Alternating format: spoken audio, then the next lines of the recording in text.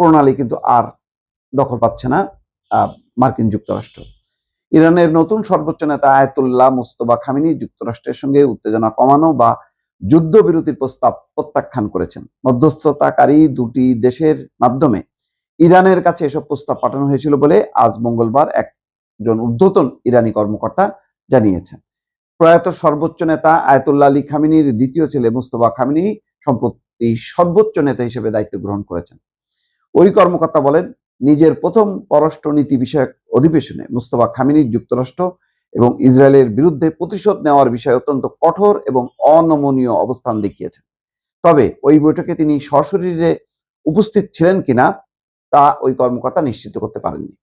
বাবা Ayatollah Ali খামেনির Israel এবং মার্কিন হামলায় নিহত হওয়ার পর মুস্তফা খামেনিকে ইরানের সর্বোচ্চ ধর্মীয় নেতা নির্বাচিত করা হয়।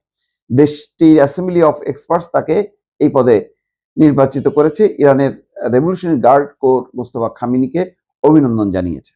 রাষ্ট্রীয় গণমাধ্যমে প্রকাশিত এক বিবৃতিতে আইআরজিসির খামেনির প্রতি তাদের আন্তরিক এবং আজীবন আনুগত্য ঘোষণা করেছে। তারা জোর দিয়ে বলেছে তারা সব আদেশ মেনে চলবে এবং তা বাস্তবায়নে সদা প্রস্তুত থাকবে।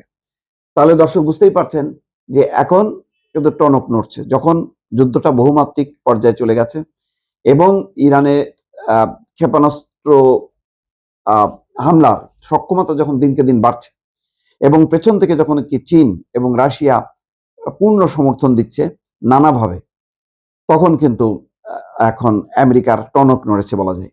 যার জন্য কোন দুটি দেশের পক্ষ থেকে বা দুটি দেশের মাধ্যমে মধ্যস্থতাকারী সেই দুটি দেশ কি মধ্যপ্রাচ্যের কাতার বা আরব আমিরাত, সৌদি আরব, নাকি চীন এবং রাশিয়া, তা এখনো স্পষ্ট হয়নি।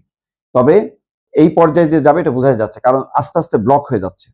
সমস্ত অর্থনৈতিক সংকট তৈরি হচ্ছে, বিশ্বব্যাপী একটা উত্তেজনা তৈরি হচ্ছে এবং এই পর্যায়ে যাবে যুদ্ধ এবং দীর্ঘস্থায়ী একটা যুদ্ধের দিকে যুক্তরাষ্ট্র জড়াবে, এটা যুক্তরাষ্ট্র কখনোই চায়নি।